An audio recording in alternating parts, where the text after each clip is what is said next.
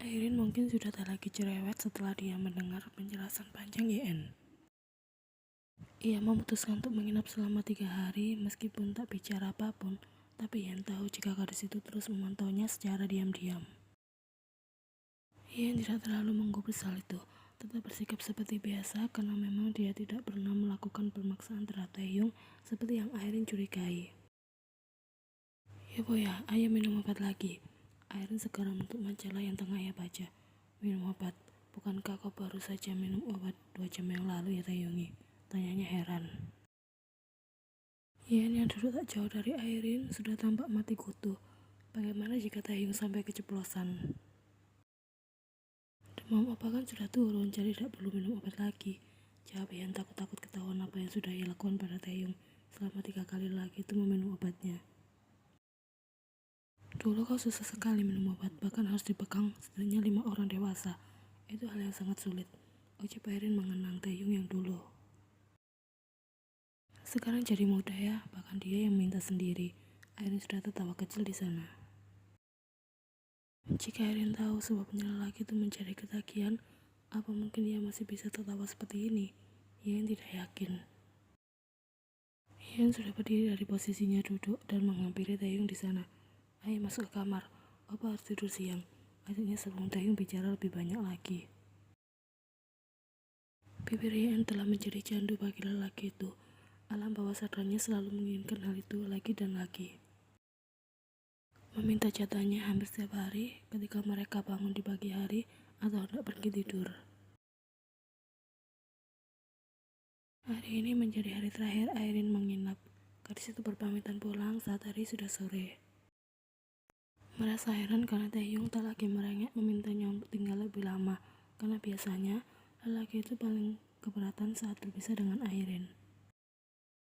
Airin kemudian menyadari jika rasa ketergantungan Taehyung padanya sebagian telah beralih pada YN.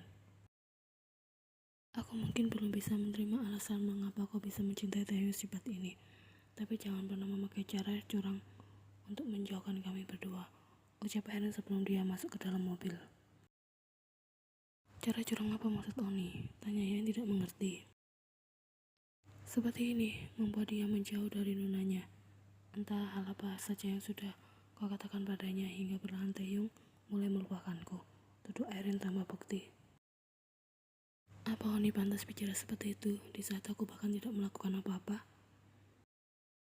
Ini sudah seperti Oni yang sengaja memfitnahku. Ia sudah menunjukkan wajah tak terimanya. Penjelasan panjang Yan kemarin tampaknya hanya masuk telinga kanan dan kemudian keluar dari telinga kiri Airin begitu saja. Sejauh ini dia masih berusaha menghormati Airin, tapi entah bagaimana jadinya jika gadis ini tetap bersikap keterlaluan. Kesabaran Han Yen juga ada batasnya.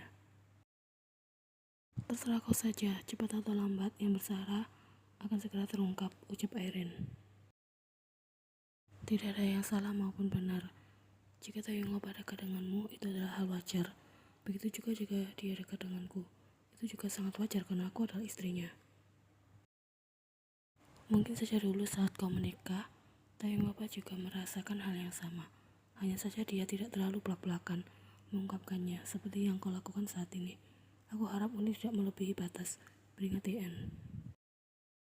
Di mata Yen, hal ini benar-benar konyol. Mana ada orang yang dilarang untuk dekat dengan suaminya sendiri jika bukan Airin orangnya. Jika memang ada rasa, mengapa dulu dia bersikeras menolak ajakan kencan dari Taehyung? Karena aku baru menyadari perasaanku akhir-akhir ini, jawab Airin tanpa ragu. Coba yakinkan sekali lagi, apa itu benar-benar rasa cinta atau hanya sekedar rasa cemburu dan takut kehilangan? Balas Yen, setelah Uni, kau sudah bersuami. Aku sudah mendaftarkan perceraianku di pengadilan minggu lalu. Yen hanya bisa menghela nafas dalam-dalam. Jadi kini kau akan mengakui statusmu sebagai seorang perebut.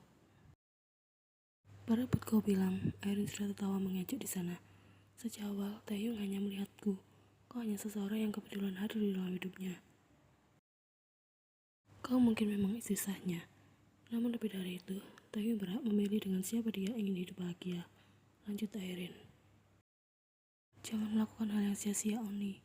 Jika kau memanfaatkan keadaan suamiku yang tengah tak berdaya seperti ini, itu kejam namanya.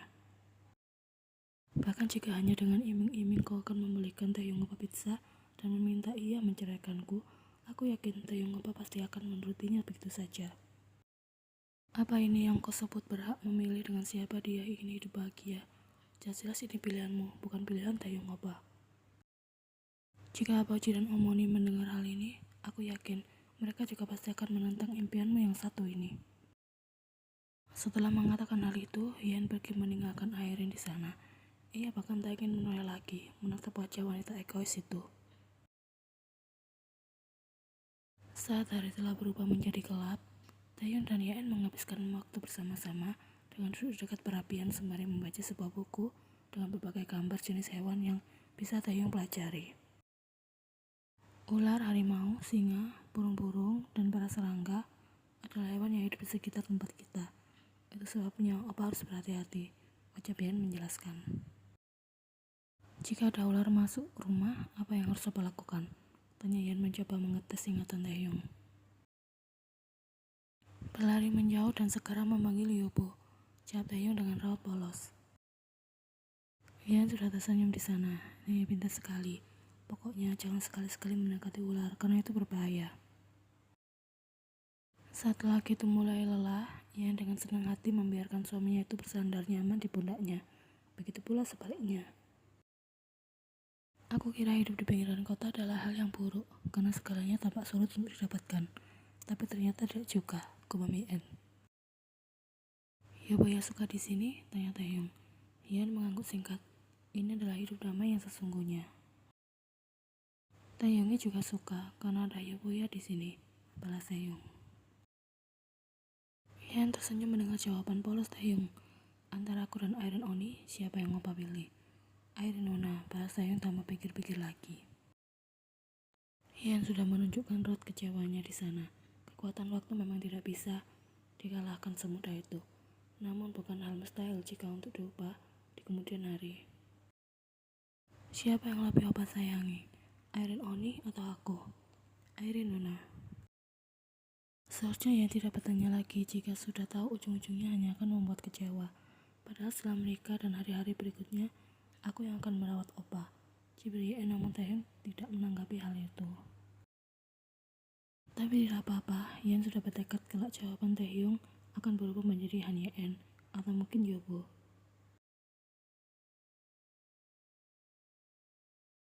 Dengan yang seperti ini, sudah terasa lebih dari cukup bagiku. Tujuan terbesarku hanya ingin kau bisa jalan. Setelah itu tercapai, aku tidak akan terlalu memaksakan banyak hal untuk bisa kau kuasai. Terserah apa saja, jika masih ingin terus belajar, aku tidak akan merasa keberatan untuk membantu. Tapi jika tidak, juga tidak masalah, ucap Hien. Taeyong tidak begitu mengerti ucapan Hien. Dia hanya mengangguk seadanya dan semakin menyamankan posisinya memeluk istrinya tersebut. Perkembangan dari masalah harta warisan dan perusahaan milik mendiang orang tua Hien, Jungho bilang Jessica sangat marah dan mengklaim jika dia berhak menerima semuanya, apalagi yang telah keluar dari rumah setelah menikah. Wanita itu menganggap Hien adalah sosok serakah karena menyentuh segala kekayaan milik ayahnya, padahal saat ini keadaan Jessica dan Crystal tengah dilanda kesulitan. Sudah terlanjur berjalan dan Hien meminta agar Jungho melanjutkan semuanya hingga akhir. Jessica dan Crystal sudah berulang kali meminta untuk bertemu dengan Hien, namun Haejin memastikan mereka tak akan bisa mengetahui alamat tempat tinggal ia dan Taeyong saat ini. Yang dikatakan sebentar, nyatanya tak sesingkat itu. Tanpa terasa 5 bulan telah berlalu, namun Taeyong belum juga mampu berjalan dengan kedua kakinya sendiri. Progresnya memang cepat di awal, namun kemudian menjadi sangat lambat. Meskipun saat ini Taeyong sudah bisa berjalan sedikit lebih jauh atau bahkan berdiri lebih lama dari biasanya. Opa, ayo makan. Taeyongnya masih ingin lihat ikan. Jauh lelaki itu duduk anteng di dekat akuarium berisi aneka ragam ikan laut hias. Hien hanya bisa menghela nafas dalam-dalam. Akhir-akhir ini, Taeyong memang agak susah untuk dimintai belajar ini dan itu. Bahkan tadi, untuk mandi di sore hari saja, Hien harus adu mulut terlebih dahulu dengan suaminya. Ikannya tidak akan kemana-mana, tapi kalau Opa sampai telat makan, itu akan membuat tubuh Opa menjadi sakit.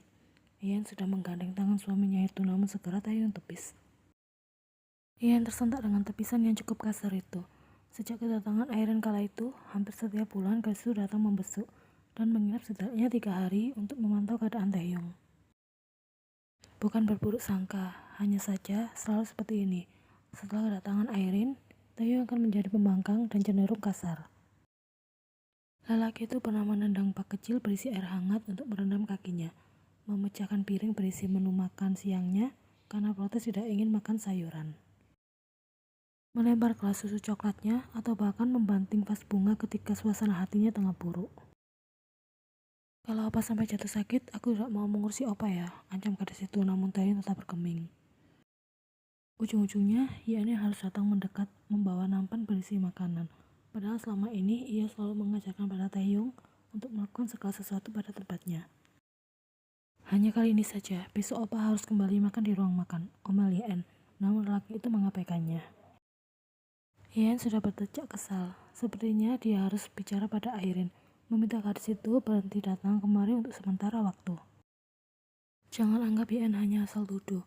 Ia melihat dengan mata kepalanya sendiri saat Airin meminta Taehyung untuk tidak terlalu menggubris ucapan Yeon dan melakukan semua apapun itu keinginannya.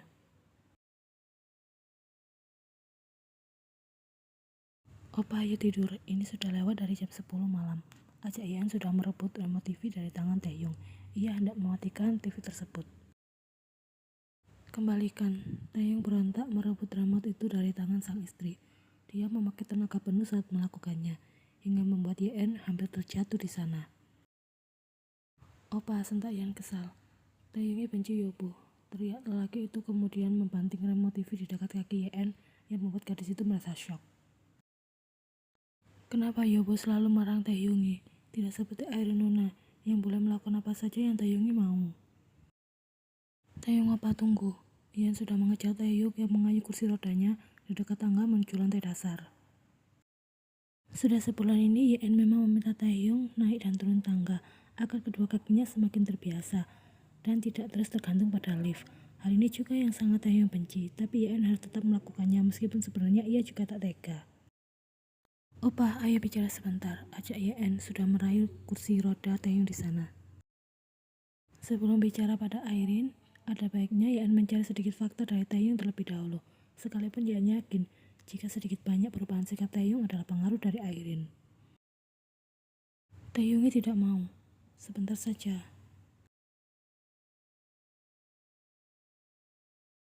Ketika Taehyung laki-laki bersikap kasar padanya dengan mendorong tubuh kecil gadis itu, Yeon menyadari jika dia sudah salah tempat. Kekuatan lelaki itu berhasil membuat pijakan kaki Yeon goyah, yang kemudian mundur beberapa langkah dan jatuh tergelincir dari anak tangga menuju lantai dasar.